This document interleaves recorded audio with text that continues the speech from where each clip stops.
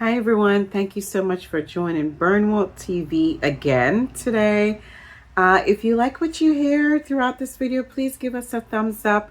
We really appreciate it, and subscribe so you don't miss a video. What is the voice in your head saying on a typical day? That is the question for today as we continue our series on growth and growth mindset. I don't want to speak up because I always say something stupid. Or I'm terrible at giving presentations. Or maybe the voice is saying, girl, you know you never get chosen. You know better. Girl, just give it up. Is that what your voice is saying? You know, you have an instinct and you have a thought and a desire, but the inner voice in your head keeps pushing you down. Keeps pushing you down. So we're going to address today on this episode of week 4 of growth mindset, we're going to address that voice that's in your head, that inner voice. And thank you so much again for joining me today at Bernwalt TV. Our goal for this channel is to provide education for you and education that is good for everyone in the family. So continue watching. Self-talk is that constant internal conversation that is happening in your mind. It is how we interpret experiences, and it also guides you in decision making. It also impacts your confidence. That is that internal voice in your head. That's self-talk. Psychologist Ethan Kross said how your internal dialogue, that self-talk, impacts your performance and impacts your ability to emotionally regulate yourself. So his research showed something very powerful, right? People who learn how to manage that internal voice, that self-talk, performed much better in stressful situations. So here are Ethan's key ideas. Your inner voice, he says, according to Ethan, acts either as a critic or a coach. And we all know how coaches are, and we all know how critics can be. Very negative, basically telling you that you won't be able to get through to the next point. Your critic is saying you're not good enough to do it. You're not good enough to do it. You know your presentation is not going to be good. You're not good at these skills. Whereas the coach is pushing you forward, right? Coaches want to say, you can do it. These are the steps to get there. These are what I want you to do. And to practice, something we mentioned several times in previous videos. We talked about practicing and how that impacts our confidence and how that impacts our performance. So that is something that is important to note. Your self-talk is either a critic or a coach. Your voices, both critic and coach, both exist inside of you, right? But it's which one you're listening to that makes a difference. Let's talk about the 3 reasons that were identified as to why self-talk exists. We all know fear. Of course, fear would be number 1. Negative self-talk and being critical of ourselves exists because of fear. And fear is normal. Remember learning how to cross the street as a child. Your parent would say, you need to look both ways. Something bad can happen if you don't, right? And so you develop this fear of crossing the street. How many people are not crossing the street anymore? You still cross the street, correct? Right? Well, with this negative self-talk and this negativity and this critic that is in your brain is trying to prevent you from taking that risk. It's preventing you from looking both ways and developing the skills and how to cross the street. It's that simple. We all know how to cross the street now, right? We know that if we don't pay attention, something bad can happen, right? Well, your fear is for good reason. because bad things do happen. Remember that fear is just your brain trying to protect you. Just like your parent was trying to protect you when you were crossing that street. But now your brain knows danger and is trying to protect you. Okay? You're going to see how your brain works even more. We always talk about how your brain remembers, right? We talked about that in a previous video having to do with growth and also habits. We talk about how our brain remembers. Well, it's same in this instant, right? Your brain reminds you of that fear, right? The next reason we have that negative self-talk is comparison. Social media is a big reason for this. We are seeing people's highlight screen. We're seeing them in the best outfits. We're seeing them with the beautiful car, but we're not seeing behind the scenes, right? We don't know if that car is a rental. Let's be real, right? We don't know if the outfit was borrowed, right? Nothing wrong. I'm just saying. We don't know if the outfit was borrowed. We don't know if the clothing was borrowed. We don't know if it's a rental property. But we're seeing this and we're comparing ourselves to that, which oftentimes may not be 100% true, right?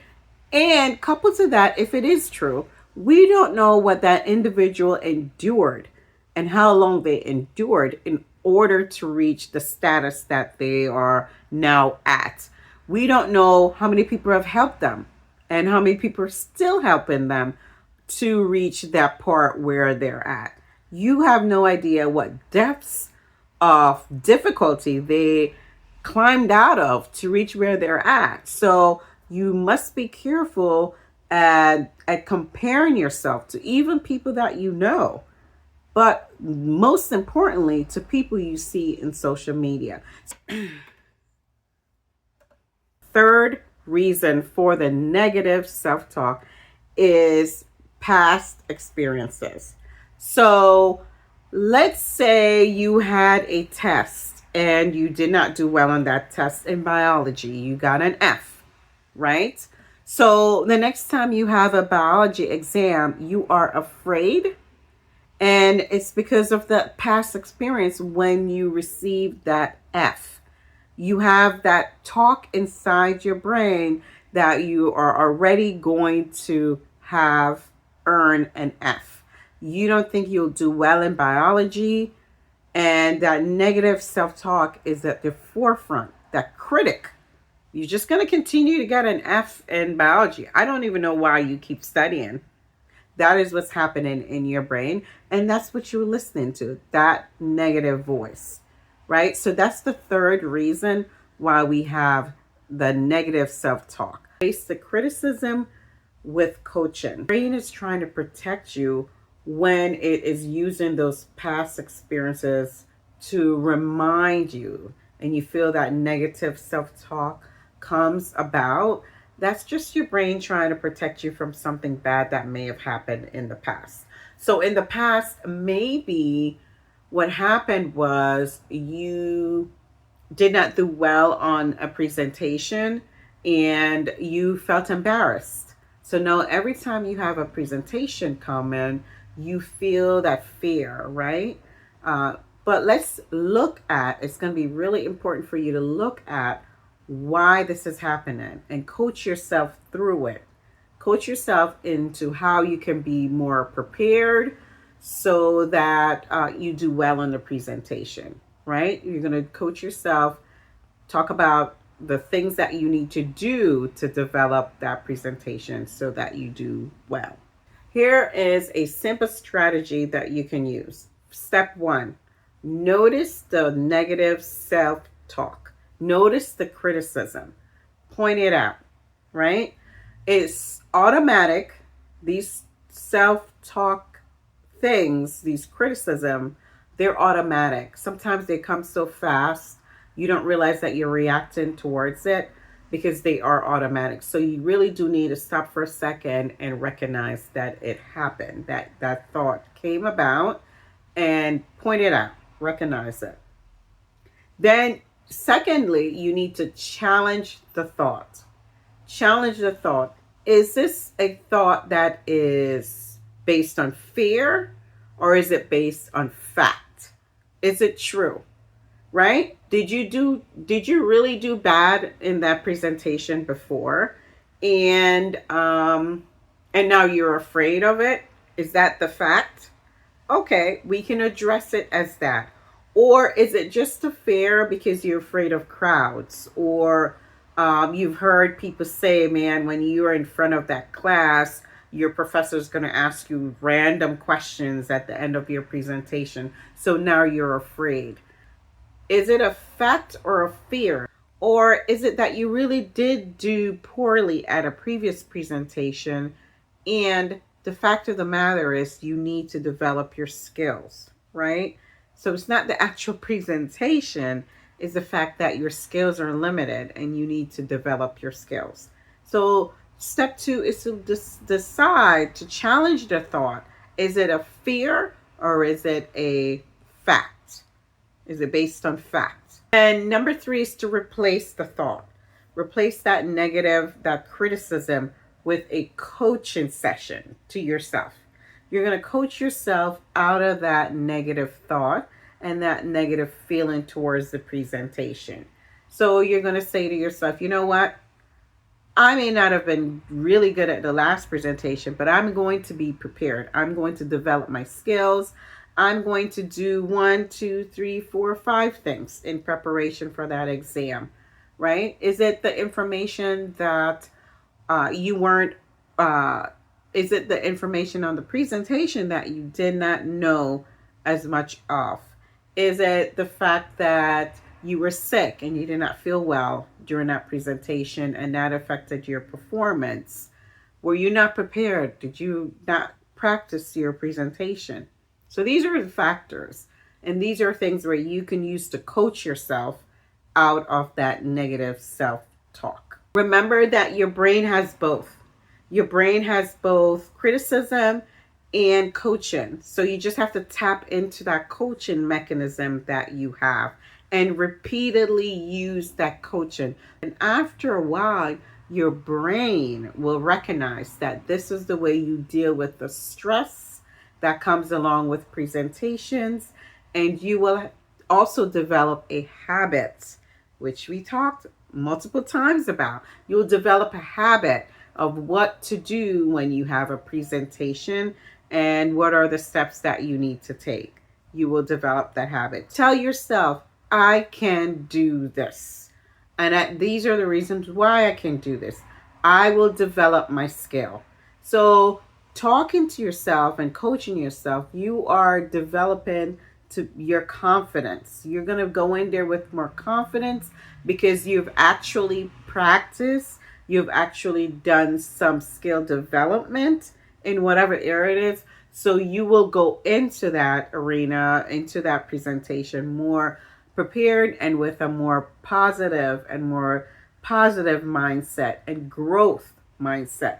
Remember, I mentioned before a few videos ago, I believe it was, we're not striving for perfection in habit development and growth.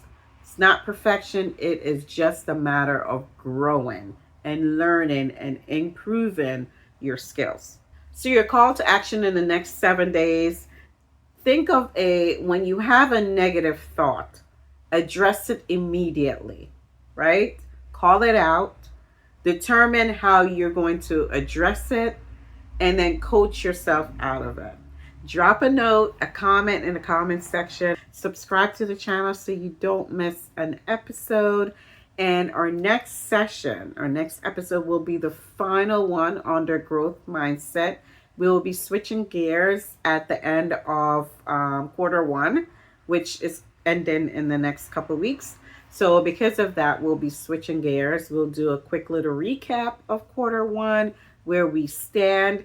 I had some goal strategies that I was working on in quarter 1 that I want to point out to you and see how we are as far as this channel goes. So subscribe, give me a thumbs up, and I will see you in the next one. Thank you. Bye.